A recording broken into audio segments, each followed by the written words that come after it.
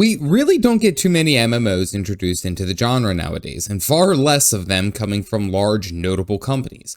Ironically, the biggest one that I can think of that really comes to mind recently was when New World launched, but Throne and Liberty has just been released on October 1st, and it's pretty much missed its entire mark.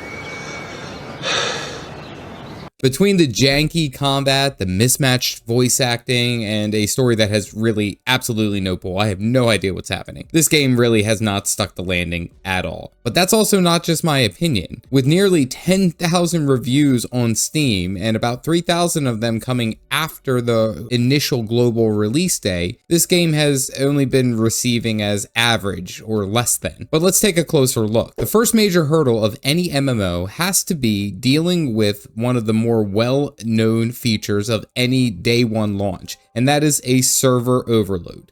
Of course, with the game entering the genre known as the MMO, massively multiplayer online game, you can kind of well expect that there's going to be massive amounts of players entering and trying to play the game, which is of course going to cause crazy server loads, disconnects, boots, black screens, all of these things.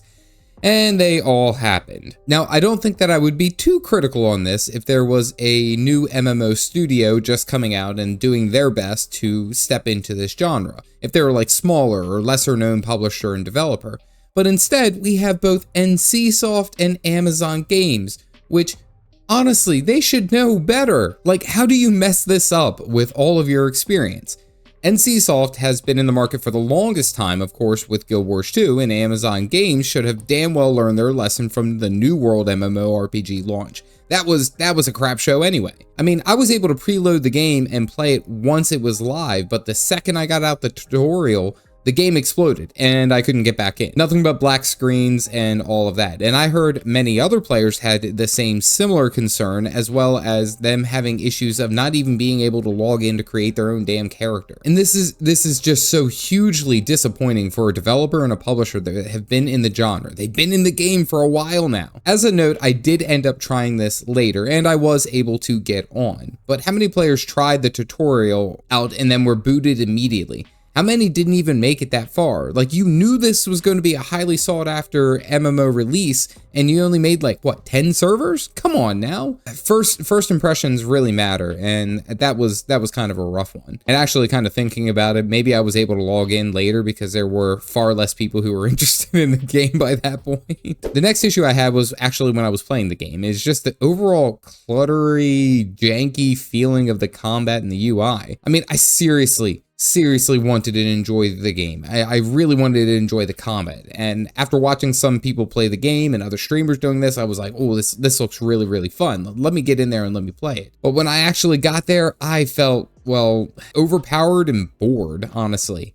You essentially are given a choice of all the different weapons that you can use. I went with the regular sword and shield, mainly because there was no spear. Especially for a Korean MMO, come on, give me a spear, damn it. I went with the sword and shield because I was like, okay, let me go ahead and play more of a tanky character, okay? I like to do that in MMOs. And one or two abilities kills everything. I was anticipating being moderately powerful early on, nothing crazy, but this level of over-tuning felt honestly really boring. I mean, not to mention the wall of text explaining everything that is thrown at you right out the gate and trying to digest all the different things that your abilities do. Now, this of course comes with many other MMOs where you have tons of abilities. However, that's usually after you have gained power over time. To start, you were essentially eased into them almost at like one at a time, which allows you to understand them, grow in power, feel that out, and understand the abilities. Throne and Liberty, however, just gave too much too quickly in my mind. I mean, after reading what each of the abilities did and how they interplay, I was still left wondering, like, what was the point? If I have all these abilities that can chain, I mean, everything melts before me. There's really no challenge whatsoever. Just press the buttons and win. I would imagine that this changes as you get into higher levels where there's more difficult mobs or larger health pool mobs and content to do, but it's only kind of meh to start. And I hate to say it, but it plays like one of those mobile MMO games where you're just overpowered until you hit that heavy paywall where it's like you need to power up to this point or pay this much to get past this boss.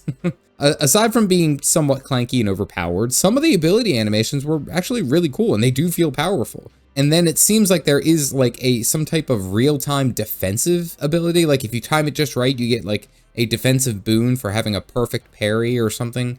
And it like doesn't drain your stamina bar, which took me way too long to figure out. But a lot of it felt like spamming this until it worked out, or I just ran out. And then even then, if I took the hit and I didn't land the perfect defense, it's like 1% of my HP.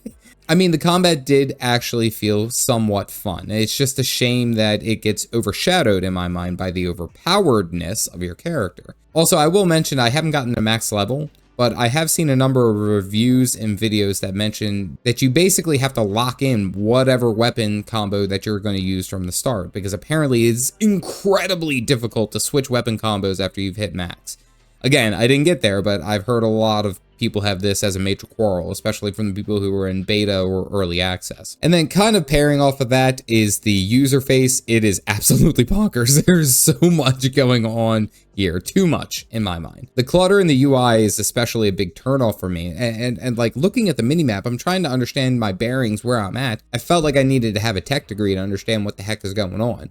Like, what was I tracking? What was important? Now, I'm sure that this is something that I could get accustomed to if I played longer, but my initial impressions with any type of MMO is like, I don't like jank. I don't like clutter. I like very streamlined. Only show me what's important and then ease in the other things as we move forward. Train me in that sense as I'm going forward. Basically, a lot is thrown at you at once, and it's hard to fine tune what is important. I did spend some time trying to figure out if I could customize my UI or move panels around, changing key bindings, but even after that, it was still a bit of a challenge to get a full grasp on. I will say, it really feels like one of those mobile games that clutter everything and hope you accidentally press the in-game shop button. And it's like, oh, shucks, but while you're here. And of course, this leads me to one of my biggest gripes about this game, one of the biggest problems that I have, and that is the monetization of this game is abysmal. Okay, so you went ahead and purchased the celebration packet. You were able to log in and play a little under a week earlier than everyone else.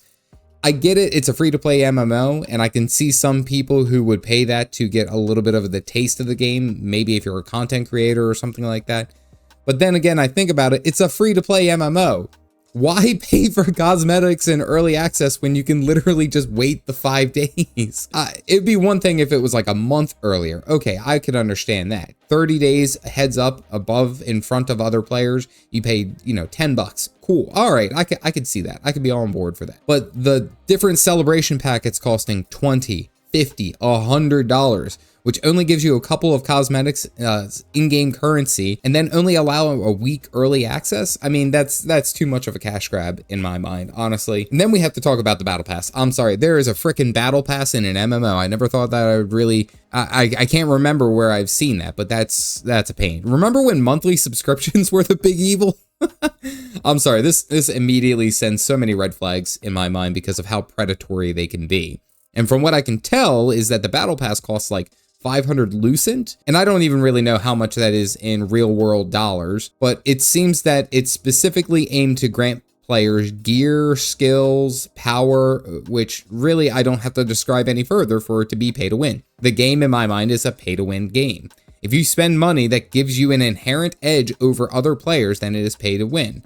Really makes me appreciate Guild Wars 2 for many things because their gem store is just cosmetic in nature. I mean, save for like the level 80 character boost, which is the level skip and you get some gear, which true, you could argue is a pay to win. But this is just crazy in Throne and Liberty. And then on top of that, you can buy like a leveling booster here in New World 2.0 to get even further than your colleagues. I mean, this to me is just a huge red flag, huge red flag, especially when the game tries to push you into the shop and doing it so frequently and so often. I mean, if there weren't any power changes within the shop, like you weren't getting gear, you weren't getting skill, or like, okay, here's an armor set, here's a new morph set, I would be okay with that. I could understand that as a free-to-play MMO. You know, it doesn't affect the game, but you can look cooler than your friends. Okay, I'll pay the $10 for that skin. But this level of predatory action is actually kind of terrifying.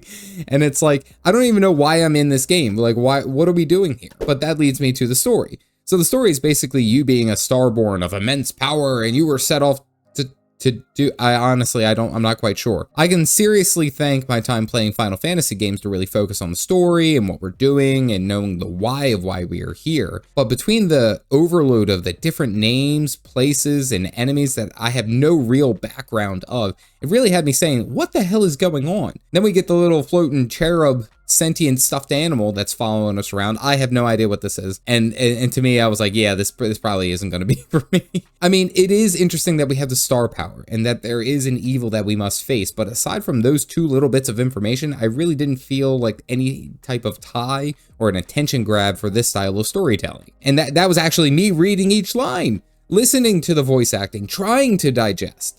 I mean, how many players just press the button and just mash straight through it? I mean, this is a smaller quarrel, I do feel, as many MMO players would just not really care for the story. Do they just want to get to the action? Cool, I can understand that.